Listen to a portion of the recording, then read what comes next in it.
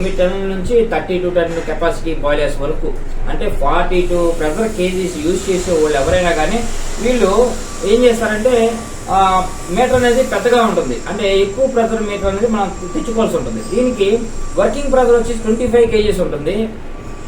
మీరు hydraulic testing చేసేది మాత్రం 35 కేజీస్ ప్రెజర్ అనేది ఇన్స్పెక్టర్ గారు చెక్ చేసి హైడ్రాలిక్ టెస్టింగ్ అనేది చేస్తారు. హాయ్ ఫ్రెండ్స్, గుమ్మలపల్లి సూచించాలకు స్వాగతం. ఫ్రెండ్స్, ఇవాళ మన కొత్త విద్య ముందుకు వచ్చాను. తప్పకుండా మన ఛానల్ కోసం అయితే ప్లీజ్ సబ్స్క్రైబ్ చేసుకోండి. పక్కన బెల్ ఐకాన్ పెట్టి ట్యాప్ చేయండి.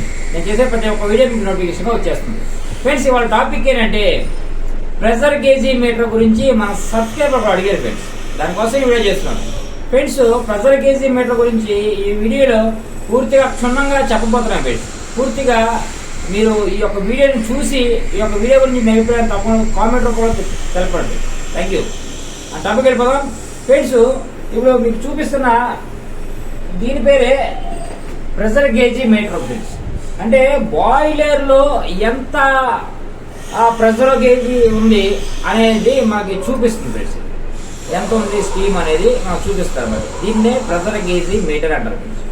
చూడండి ఫ్రెండ్స్, ఇప్పుడు ఇది ఇవన్నీ కూడా రెడ్ కలర్ లో ఉన్నాయవన్నీ కూడా ఇది ఇచ్చేస్తారన్నమాట. మీకు కనపడుతుందా ఎల్బి అంటే? ఎల్బి అంటే బార్. అంటే బ్రిటిష్ హయాంలో వాళ్ళకి కేజీస్ కాదు ఫ్రెండ్స్, వాళ్ళకి ఉండేది ఇలా ఓన్లీ పౌండ్స్ అనమాట. ఎల్ బారు ఇది ఇవన్నీ కూడా స్క్వేర్ ఇంచ్ అనమాట.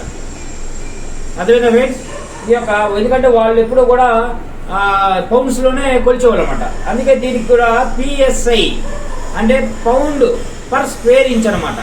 ఈ యొక్క ఇవన్నీ కూడా రెడ్ కలర్ లో ఉన్నాయన్నీ కూడా, అండ్ బ్లాక్ కలర్ లో ఉన్నాయి ఇవన్నీ కూడా మనం కేజీస్ అనమాట. బ్లాక్ కలర్ లో ఉన్నాయి.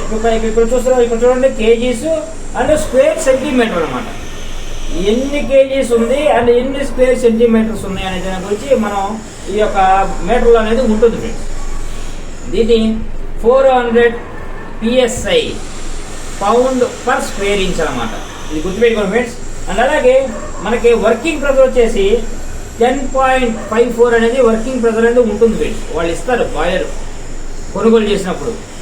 ఇది మనం వర్కింగ్ ప్రెజర్ అనేది యూజ్ చేసుకోవాలి. అంటే 150 దగ్గర అంటే స్క్వేర్ ఇంచ్ దగ్గర మనం యూజ్ చేసుకోవాలన్నమాట. 150 ఇక్కడ రాగానే మనం ఏంటంటే మనకి అయిపోతుంది, రిలీజ్ అయిపోతుంది. ఏది సేఫ్టీ వాల్స్ కానీ లేకపోతే ప్రెస్ స్విచ్ కానీ ఏదైనా కానీ ఇక్కడ దాకా రాగానే రిలీజ్ అయిపోద్ది. రిలీజ్ అయిపోయి ఇక్కడ దాని లోపల ఏమి ఉండనివ్వదు.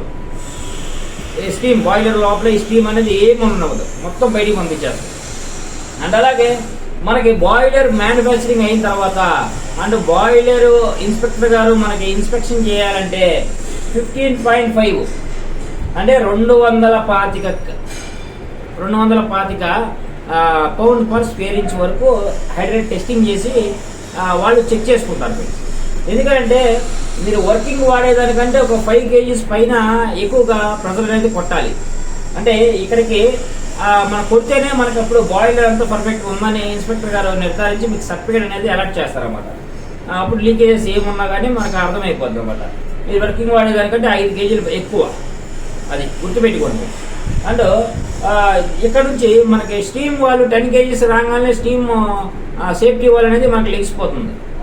అక్కడ దాకా కట్ ఆఫ్ అయిపోద్ది అనమాట. ఇక మళ్ళీ అక్కడ నుంచి మన సేఫ్టీ వాళ్ళని అడ్జస్ట్మెంట్ చేసుకోవచ్చు. 9 కేజీలకి 8 కేజీలకి 7 కేజీలకి అడ్జస్ట్మెంట్ చేసుకోవచ్చు. అండ్ అలాగే ప్రెషర్ స్విచ్ కూడా మనం ఎంత కావాలో అంత అన్ని కేజీలకి మన ప్రెషర్ స్విచ్ సెట్టింగ్ పెట్టుకొని ప్యానల్ బోర్డులో కనెక్షన్ అంటే ఐడి ఫ్యాన్కి FD ఫ్యాన్కి అండ్ బ్లోయర్కి అండ్ ఏదైతే ఉందో వైబ్రేటర్కి వీటన్నిటికి కూడా కనెక్షన్ పెట్టుకోవచ్చు. అంటే 7 కేజీలు ప్రెషర్ రాగానే బాయిలర్లో అది రిలీజ్ అయిపోయి మనకి మొత్తం అన్ని కూడా కట్ ఆఫ్ చేసేస్తాయి. అంటే బ్లోయర్ని ఐడి ఫ్యాన్ని FD ఫ్యాన్ని వైబ్రేటర్ని ఏమి ఆన్ చేయకుండా ఆఫ్ చేసేస్తాయి అనమాట. అది సేఫ్టీగా అనమాట. అండ్ ఇది అలాగే మనకి వర్కింగ్ ప్రెషర్ 10 కేజీలు ఉంది కాబట్టి మీరు 10 ఇయర్స్ అయిన తర్వాత బాయిలరు అంటే ఒక బాయిలర్ వచ్చి 10 ఇయర్స్ అయిన తర్వాత అది 10 సంవత్సరాలు దాటిపోతే దాని వర్కింగ్ ప్రెషర్ అనేది తగ్గిపోతా వస్తుంది. అంటే ఇన్స్పెక్టర్ గారు దాని కండిషన్ బట్టి చూసుకొని 9 కేజీలు 8 కేజీలు 7 కేజీలు అలా వర్కింగ్ ప్రెషర్ అనేది తగ్గించేస్తా వస్తారనమాట. గుర్తుపెట్టుకోండి. ఈ యొక్క ప్రెజర్ మీటర్ గురించి ఇది ఫ్రెండ్స్. ఈ యొక్క క్షుణ్ణంగా మనం ఈ యొక్క వీడియోలో మీకు చెప్తున్నాను ఫ్రెండ్స్. మన సబ్స్క్రైబర్కి అర్థమైందని అనుకుంటున్నాను. ఏమైనా అర్థం కాకపోతే మాత్రం ఈ యొక్క వీడియోలో ఇంకా మీకు ఏమైనా డౌట్స్ ఏమైనా ఉంటే మాత్రం కామెంట్ రూపంలో నాకు తెలపండి. అది ఫ్రెండ్స్. అలాగే ఈ యొక్క ప్రెజర్ మీటర్ కూడా మీకు వర్కింగ్ అవుతుందా లేదంటే ఈ యొక్క ప్రెజర్ గేజ్ మీటర్ మీకు వర్క్ అవుతుందా లేదంటే ఇక్కడ ఇలా పైకి కిందకి ఆడుతూ ఉంటుంది ఫ్రెండ్స్. అప్పుడు ఆడుతుందంటే మాత్రం లోపల స్ప్రింగ్ అనేది పోతుంది. లోపల ఇక్కడ స్ప్రింగ్ అనేది పోతుంది అన్నమాట, యాక్షన్ ఉండదు. లేకపోతే ఒక్కొక్కసారి మీరు దగ్గరికి వెళ్ళి చూసుకోవాలి. ఈ పిన్ దగ్గరికి వెళ్తే ఈ పిన్ కిందకి వెళ్ళిపోద్ది ఈ ముళ్ళు.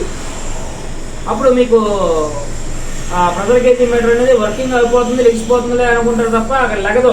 ఈ యొక్క స్ప్రింగ్ పోయిందంటే మాత్రం ఇది రిటర్న్ వచ్చేసి ఈ యొక్క పిన్ కింద ఈ పిన్ దగ్గర అనేది తగిలిద్ది అనమాట, రిటర్న్ వచ్చేస్తుంది. అప్పుడు ప్రెజర్ గేజ్ మీటర్ వర్కింగ్ లేదు, అది పని చేయట్లేదు, ఫాల్ట్ వచ్చిందని అర్థం.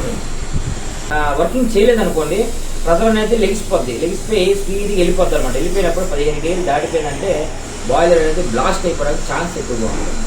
అందుకనే మీరు ఎప్పుడు కూడా ఈ ప్రెజర్ మీటర్ వర్కింగ్లో ఉండేటట్టుగా చూసుకోవాలి. Thank you for watching. బొమ్మలా బాయిలర్ సొల్యూషన్ ఛానల్.